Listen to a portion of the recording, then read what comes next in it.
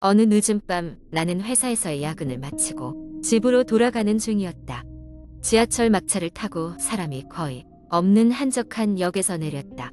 집까지는 걸어서 15분 정도였기에 피곤한 몸을 이끌고 천천히 걸음을 옮기기 시작했다. 집으로 가는 길은 평소에 도인 적이 드문 골목길이었다. 가로등이 군데군데 희미한 빛을 뿌리고 있었지만 그 사이사이는 어둠이 짙게 깔려 있었다. 걷는 중간에 이상한 기분이 들었다. 누군가가 나를 지켜보고 있는 듯한 느낌이 들었지만 주위를 둘러봐도 아무도 없었다. 스스로 기분 탓이라 여기고 계속 걸어갔다.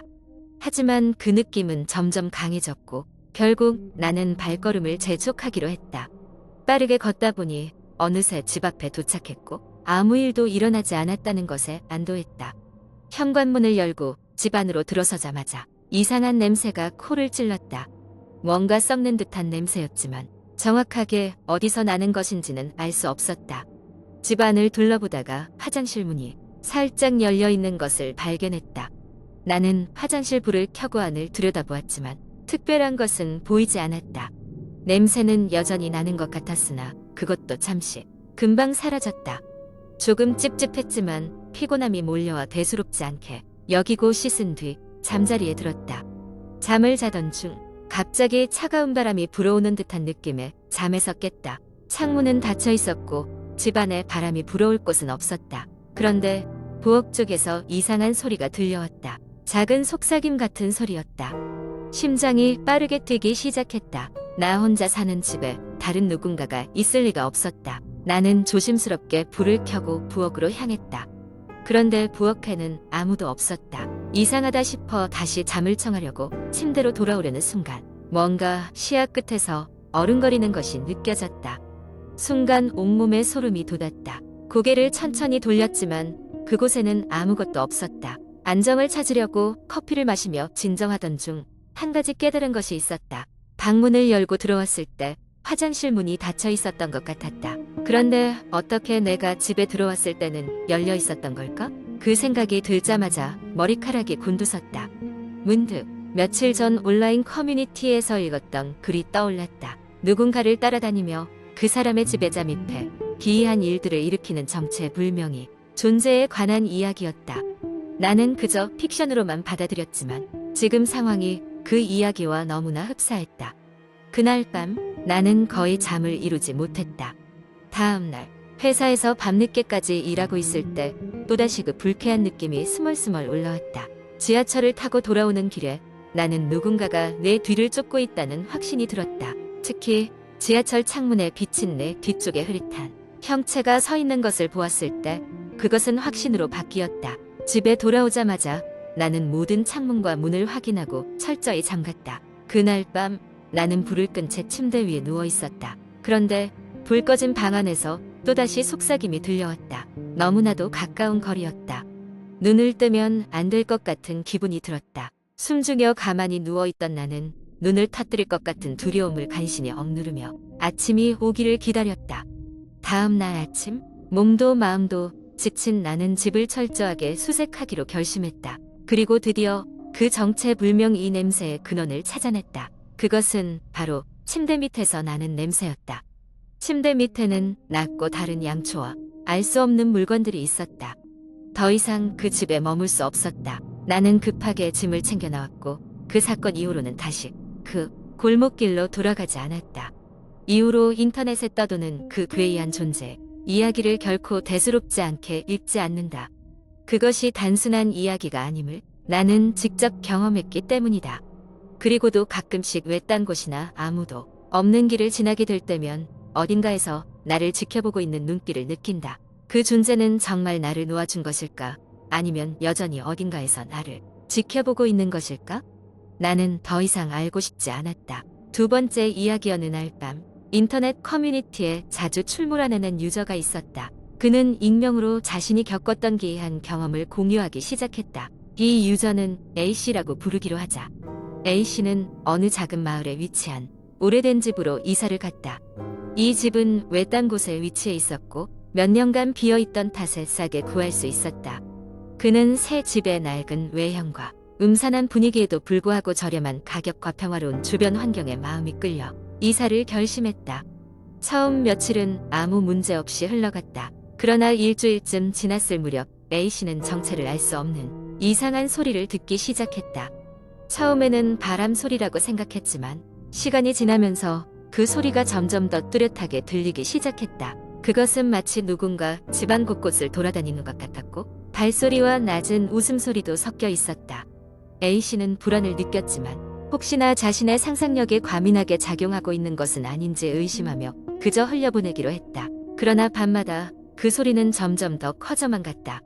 그리고 어느 날 천장에서 나는 이상한 긁는 소리와 함께 섬뜩한 속삭임이 들려왔다.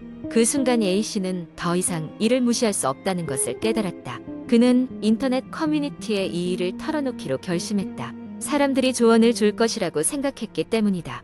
그의 사연을 읽은 사람들은 여러 가지 의견을 내놓았다. 어떤 이는 전문적인 테마사를 부르는 것이 좋겠다고 했고 또 어떤 이는 집을 즉시 떠나라며 경고했다. 그러나 대부분은 단순한 농담 섞인 반응들이었다. 그러던 중 한 댓글이 눈에 띄었다. 그 집은 저주받았다. 과거에 그곳에서 끔찍한 일이 일어났지.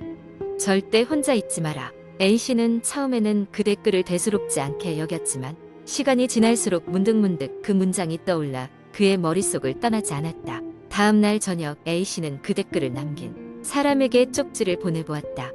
상대는 곧바로 답변을 했고 자신이 예전에 그 집 근처에 살았던 사람이라고 했다. 그는 그 집의 과거에 대해 자세히 알고 있었다. A씨가 이사간 집에서는 20년 전 한 가족이 살고 있었는데 그들 중 누군가가 비극적인 사고로 세상을 떠났다는 것이었다. 이후로 집은 몇 차례 주인을 바꾸었지만 그때마다 이사간 사람들은 이상한 일을 겪고 결국 집을 떠났다고 전해졌다. 이야기를 들은 A씨는 섬뜩한 소름이 끼쳤고 이것이 장난이 아니었음을 직감했다. 그는 집을 자세히 조사하기로 마음먹었다. 그날 밤 A씨는 손전등을 들고 집 안을 샅샅이 뒤졌다. 그러던 중 다락방에서 낡은 일기장을 발견하게 되었다. 일기장에는 과거 가족의 아이가 쓴 듯한 글이 빼곡히 적혀 있었다. 놀랍게도 그 글에는 지금 A씨가 경험하고 있는 것과 흡사한 이상한 현상들에 대한 내용이 적혀 있었다. 그날 밤 A씨는 거의 잠들 수 없었다. 새벽 무렵 그는 다시 한번 그 소리를 들었다. 이번에는 소리가 매우 가까운 곳, 바로 그의 방 안에서 나는 것처럼 느껴졌다. 그는 갑자기 공포에 질려 움직이지 못하고 방 안에 누워 있을 수밖에 없었다. 그리고는 정체를 알 수 없는 차가운 손길이 그의 어깨를 스치는 느낌에 비명을 지르고 말았다.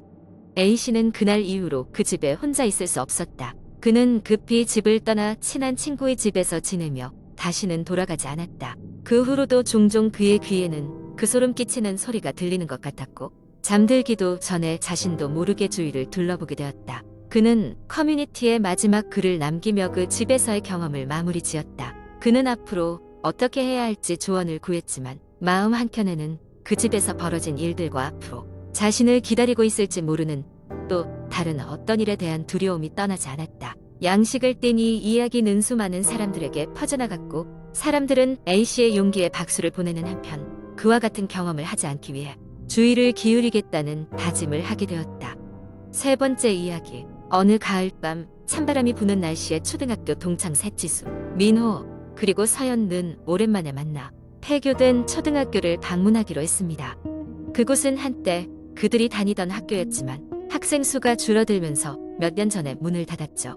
일각에서는 학교에서 이상한 소문이 돈다는 이야기가 있었지만 새 친구는 그것을 대수롭지 않게 여겼습니다. 초저녁이 되고 새 친구는 손전등을 챙겨 학교를 찾았습니다. 낡고 허름한 건물은 밤하늘 아래 유령처럼 서 있었으며 바람에 흔들리는 나뭇가지 소리가 귓가에 스산하게 울렸습니다. 그들은 떨리는 손으로 문을 열고 학교 안으로 들어갔습니다. 복도는 먼지투성이었고 창문은 오랜 세월 동안 청소되지 않아 뿌옇게 변색된 상태였습니다. 여기가 우리가 예전에 오락실 게임하던 교실이야. 지수가 복도 끝에 있는 교실을 가리켰습니다. 그때는 참 즐거웠는데 지금 보니 좀 으스스한걸. 민호가 웃으며 답했습니다. 서연은 말없이 주위를 둘러보았습니다. 문득 그녀는 발밑에서 스치듯 미세한 소리를 들었습니다. 마치 어딘가에서 누군가의 속삭임이 들려오는 듯한 소리였지만 그녀는 바람소리겠거니 생각하고 애써 무시했습니다. 그들은 옛날 추억을 떠올리며 교실 이곳저곳을 살펴보았습니다. 그때 민호가 갑자기 소리가 나지 않느냐고 물었습니다. 그 순간 세 사람 모두 정체 모를 비명소리를 들었습니다. 멀지 않은 곳에서 어린 아이의 울음소리가 들려왔습니다. 세 사람은 순간 얼어붙었습니다. 농담 아니지? 저 소리 진짜 들리는 거 맞지? 지수가 떨리는 목소리로 속삭였습니다. 그들은 무작정 소리 나는 방향으로 향했습니다. 비명소리는 점점 더 크게 들렸고 그들은 무언가에 홀린 듯 발걸음을 멈출 수 없었습니다. 소리가 나는 곳은 바로 그들이 사용하던 방과 후 수업 교실이었습니다. 조심스럽게 문을 열어보니 교실은 비어 있었습니다. 그러나 칠판에는 그들이 전에 학교를 떠날 때 그렸던 낙서가 그대로 남아 있었습니다. 그때 교실 구석에서 서늘한 바람이 불어와 그들의 머리카락을 스치고 지나갔습니다. 서연이 그 바람을 느끼고 고개를 돌리자 그녀는 그곳에 오래된 학생 책상 안 개가 놓여 있는 걸 발견했습니다. 책상 위에는 노란색 메모 용지가 하나 놓여 있었고 도와주세요라는 글자가 삐뚤빼뚤하게 적혀 있었습니다. 깜짝 놀란 그들은 서둘러 교실을 나왔습니다. 밖으로 나가려던 찰나 복도 저 끝에서 희미한 인형이 보였습니다. 작은 체구의 아이가 그들을 바라보며 서 있었습니다. 그녀는 그들을 보자마자 반대편으로 달려갔습니다. 그 모습은 헌뜻 보기에 전혀 위협적이지 않았지만 세 친구는 본능적으로 위험을 감지하고 있었습니다. 그들은 서둘러 밖으로 나와 학교를 떠나기 시작했습니다. 건물을 벗어나자 바람은 더 이상 그들에게 속삭이지 않았습니다. 그 순간부터 그들은 그 폐교에 대해 아무에게도 이야기하지 않았습니다. 단지 그곳엔 무언가 설명할 수 없는 존재가 있다는 확신을 가질 뿐이었습니다. 시간이 흐르고 나서 지수는 인터넷에서 그 폐교에 대한 정보를 찾던 중 충격적인 사실을 발견했습니다. 그 학교에서 큰 사고가 있었고 몇몇 아이들이 다치거나 사망한 사건이 있었다는 기록이 남아 있었습니다. 그녀는 얼어붙어 친구들에게 그 사실을 알렸습니다. 그날 밤 이후로 세 친구는 결코 그 학교 근처에 발을 들이지 않았습니다. 하지만 가끔씩 그날 밤의 기억은 꿈속에서 그들을 괴롭혔고 세상과의 경계에서 그 자그마한 환영이 그들을 부르고 있는 듯한 느낌을 지울 수 없었습니다. 그리고 그 이후로 그들은 자주 그 누구도 설명할 수 없는 소름 돋는 속삭임을 듣곤 했습니다. 그곳엔 분명히 어떤 사연이 남아 있는 것만 같았습니다.